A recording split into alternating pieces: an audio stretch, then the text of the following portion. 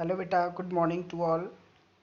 Once again, I am Amish Sharma here to present Operator in Java Part 2. So in this topic, we will discuss about prefix operator. Last video, we discuss about operator in Java, forms of an operator, unary operator, and in this unary operator in a part prefix operator.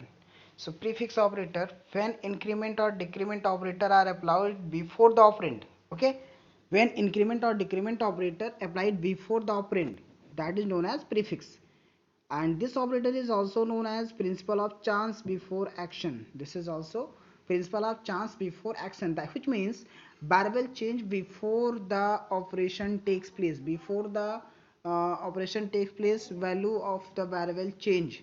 That means first increment or decrement, then executing the variable in this operand. Firstly increment, executing the increment or decrement operator, then execute the variable. So this is called a chance before the action. So prefix operator, in when increment or decrement operator are applied before the operand, they are known as prefix operator.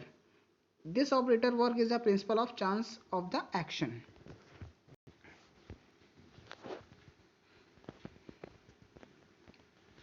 Okay, chance of the action.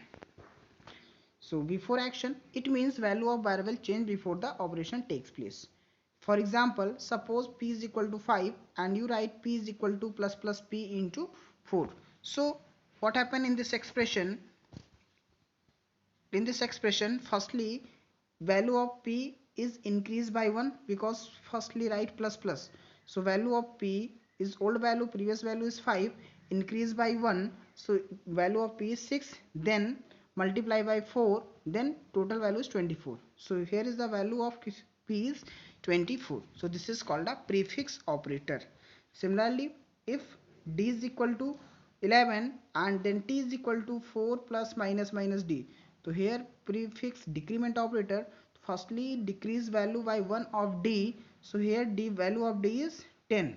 Value of d is 10, decrease by 1 because firstly prefix decrement operator, that means पहले आपका value क्या होगा, decrease हो जाएगा, then executing the variable. So D की value 11 से 1 decrease हो जाएगा, कितना हो जाएगा डी की value 10 and 10 plus 4. So T की वैल्यू यहाँ पे कितना हो जाएगा आपका, टोटल टी की वैल्यू कितना हो जाएगा आपका यहाँ पे 14 हो जाएगा. टी की वैल्यू कितना हो जाएगा आपका 14 हो जाएगा. ठीक है, चलिए देख लेते हैं. देखिए आप यहाँ पे डी की वैल्यू कितना हो गया आपका 14 हो गया.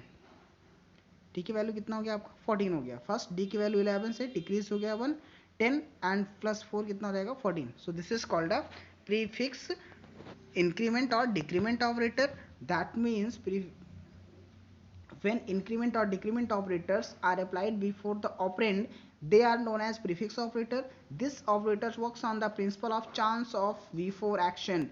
It means the value of variable change before the operation takes place. Okay, clear. Prefix means suppose अगर पहले प्लस प्लस या माइनस माइनस लिखा हुआ है बेटा, तो आपको क्या करना है, वैल्यू को 1 इंक्रीज या 1 डिक्रीज कर देना है. अगर 2 प्लस प्लस पहले लिखा हुआ तो वैल्यू 1 इंक्रीज, अगर 2 माइनस माइनस लगा हुआ तो वैल्यू 1 क्या होगा आपका डिक्रीज हो जाएगा. That is called a prefix, then executing the variable. Now next topic is postfix operator. Postfix increment और decrement operator. So this is a part of also unary operator. It is used to after an operand. Prefix is used to before an operand and this is used to after an operand, which is this is a principle of chance after the action. यहाँ पे आपको chance कब लेना है, after the action. That means first executing the variable, then executing increment or decrement operator. In prefix operator, first executing increment or decrement operator, then executing a operand. Prefix में क्या होता था, पहले आपका इंक्रीमेंट या डिक्रीमेंट हो जाता था, देन वेरिएबल एग्जीक्यूट होता था.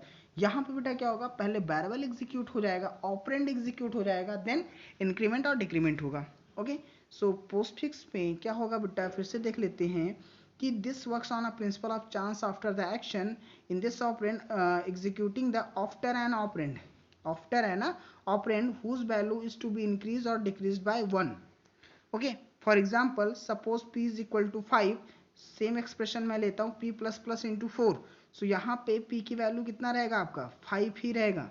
पी की वैल्यू कितना रहेगा 5 इंटू 4, यहाँ पे आंसर आपका कितना रहेगा 20। ओके, बिकॉज पहले वेरिएबल एग्जीक्यूट होगा देन एक्सप्रेशन। तो वेरिएबल आपने एग्जीक्यूट किया, वेरिएबल की वैल्यू कितना था 5 था, पी की वैल्यू आपने कितना लिया हुआ था 5।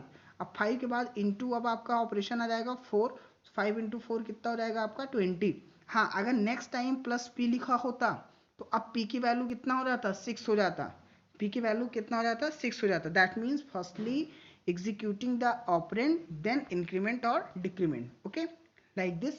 यहाँ पे आप देख सकते हैं इनिशियल वैल्यू पी की कितना था 5, ड्यूरिंग ऑपरेशन पी की वैल्यू कितना रहेगा 5 ही रहेगा, क्योंकि पहले वेरिएबल एग्जीक्यूट होगा देन इंक्रीमेंट और डिक्रीमेंट, देन क्या होगा 5 इंटू 4, देन पी की वैल्यू कितना हो गया 20 एंड टोटल आंसर कितना हो रहेगा आपका 20। ठीक है, this is a result of C.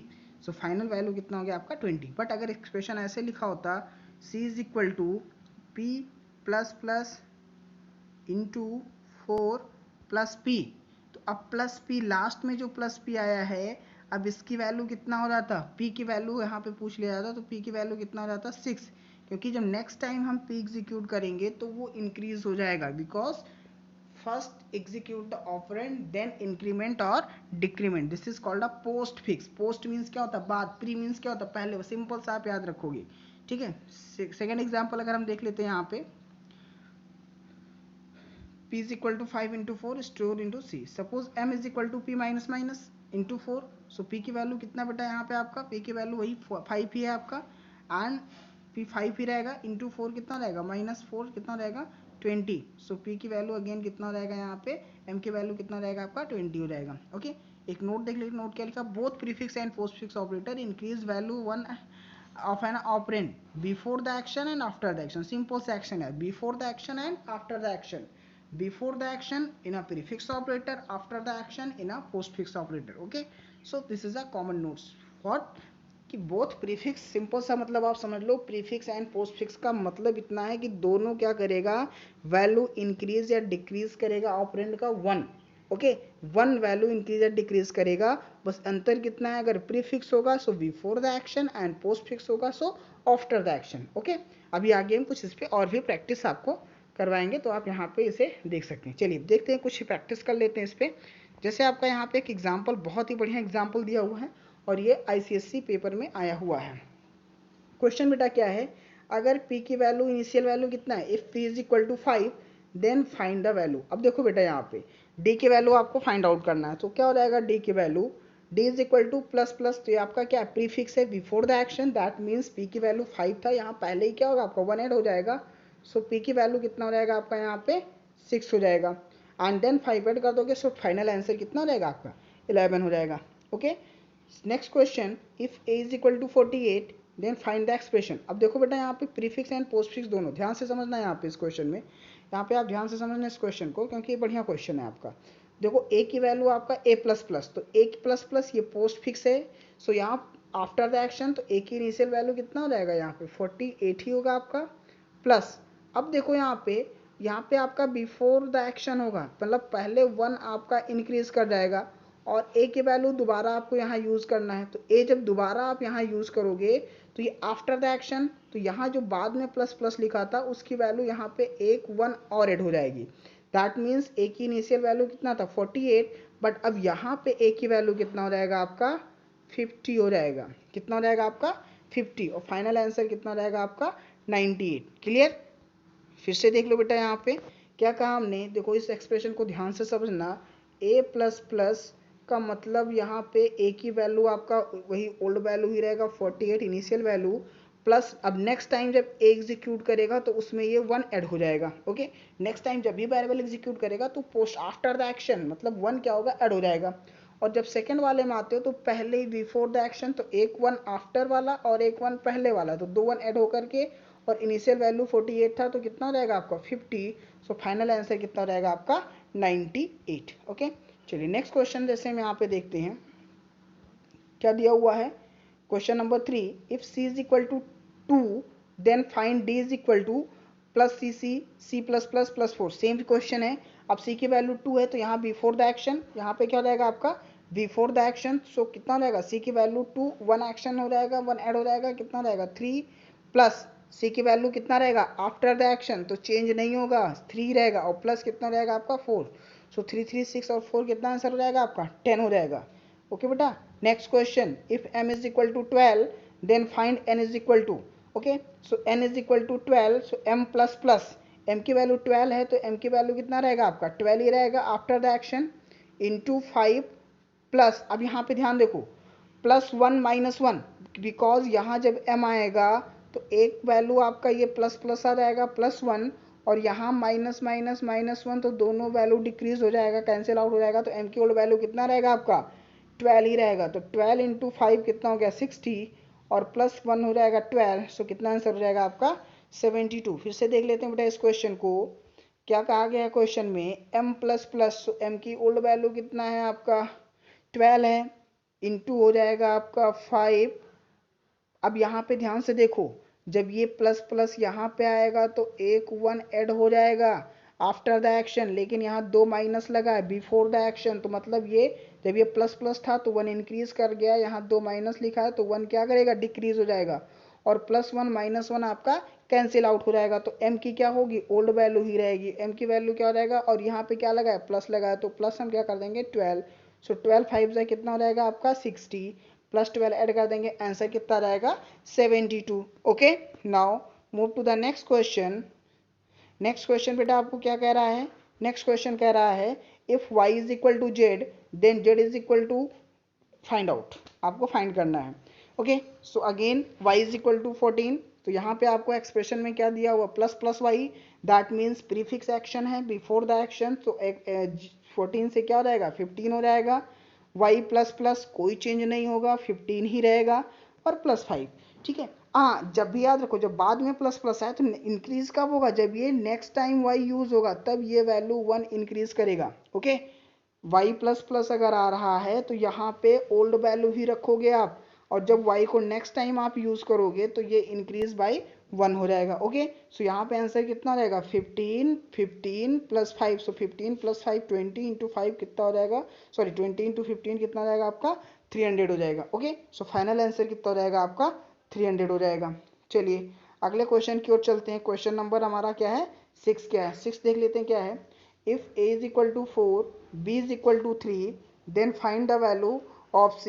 Expression आपको ये दिया हुआ है a plus plus into 6 plus plus plus b into 5 plus 10, so expression c is equal to a plus plus postfix है, सो a की इनिशियल वैल्यू ही आएगा कितना हो जाएगा 4 हो जाएगा, इंटू 6 हो जाएगा आपका, ओके, प्लस प्लस बी, अब यहाँ बिफोर द एक्शन तो 3 था, एक इंक्रीज हो जाएगा कितना हो जाएगा 4 हो जाएगा, इंटू 5 ऐसे रहेगा, एंड प्लस 10 हो जाएगा। ओके, चलिए फिर से देख लेते हैं इस क्वेश्चन को, थोड़ा सा हम और क्लियर करके देख लेते हैं कैसे ऑपरेशन हो रहा है यहाँ पे। ओके, हाँ बेटा देखो यहाँ पे a की वैल्यू कितना था 4, सो a प्लस प्लस है कोई चेंज नहीं होगा 4 ही रहेगा, इंटू आपका 6 हो जाएगा, b की वैल्यू कितना दिया 3 दिया है, b की वैल्यू कितना दिया 3, बट एक्सप्रेशन में जब आ रहे हो तो प्लस प्लस b मतलब बिफोर द एक्शन, तो b की वैल्यू 1 इंक्रीज कर जाएगा, पहले कितना था 3, अब कितना हो जाएगा b की वैल्यू 4 हो जाएगा, और इसके साथ इंटू 5 + 10, कैलकुलेट कर लो 4 6 = 24, 4 5 = 20 + 10, आंसर कितना जाएगा 54।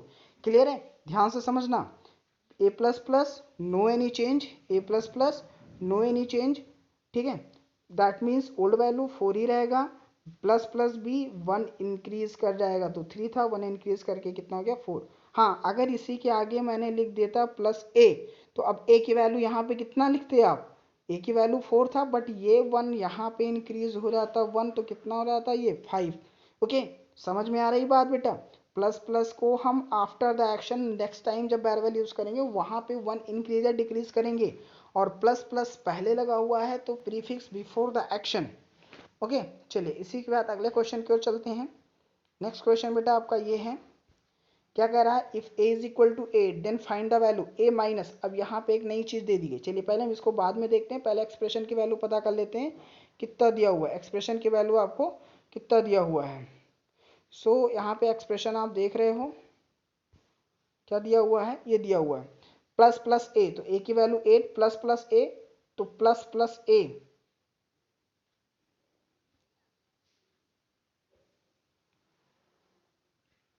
हाँ बेटा a minus, so plus plus A plus plus, so a की वैल्यू 8 है, तो प्लस प्लस ये कितना हो जाएगा 8 प्लस -9